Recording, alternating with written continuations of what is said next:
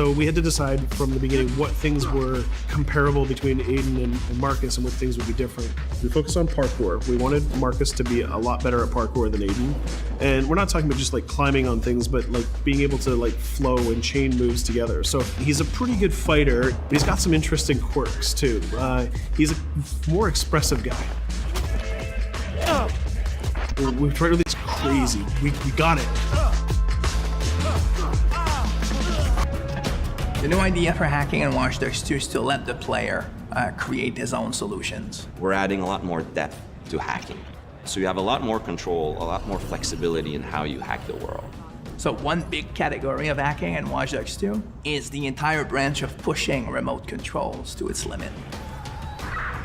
One of the big things on Watch Dogs is hacking vehicles. I think this is a real game changer because vehicles are everywhere in the world, and if you can hack into the drive system of a car, you can pretty much drive it wherever you want. So making sure if you see a forklift in the world, it shouldn't be a forklift. You can just like move the box up, down. You should, just like a camera, press a button and become that thing. One of the core things that we're doing is we're opening up the game with Watch Dogs 2. You can hack every character. You can hack every car in the game. And you can hack most of the electronics within the city. So that's a lot of...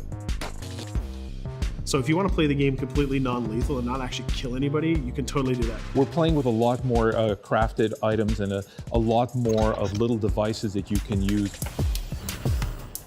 One of the things that people kind of like that we've done, they really like what we've done, is we've created toys for Marcus.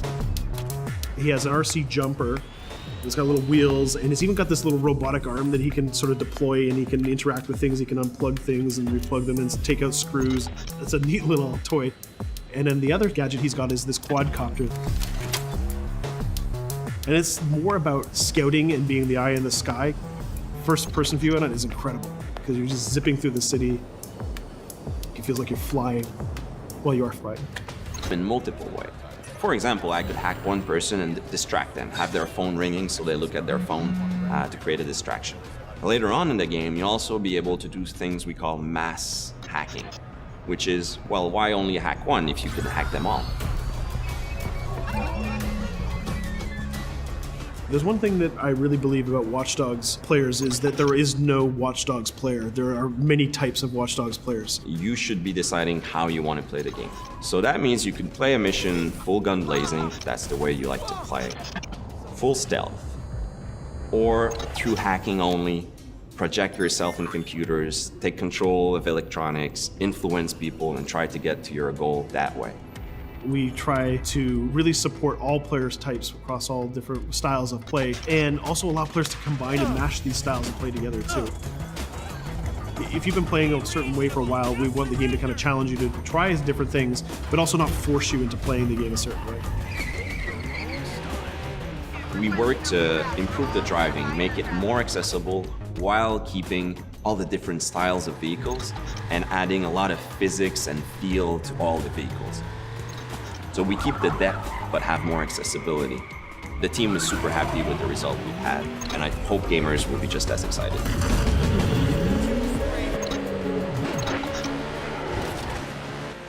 We are very excited by the potential of what we call seamless online. We start doing that in Watch Dogs 1, so we're expanding on that. We cross path with friends in the city. So you playing in single player and you're crossing path with another player who's also playing in single player. Both of you are members of DedSec, so you're friends, and you can just walk up to each other, you'll say hello, hit the button, and form a co-op team.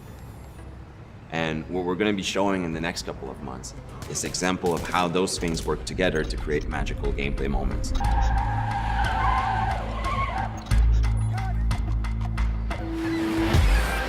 The city of San Francisco and the whole Bay Area is exciting. It's vast. You're going to find a ton of things to do that are unique to you.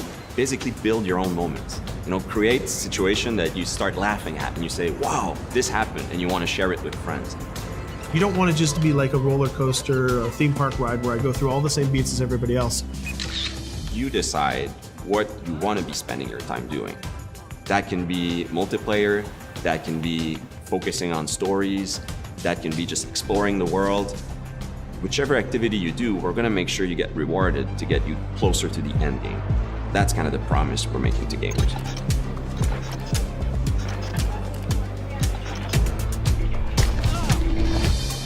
You always know it when something starts to click, it starts to work.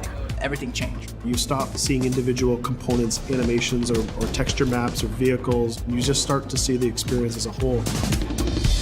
It changes on the floor. People get excited about it. This is it. It exists.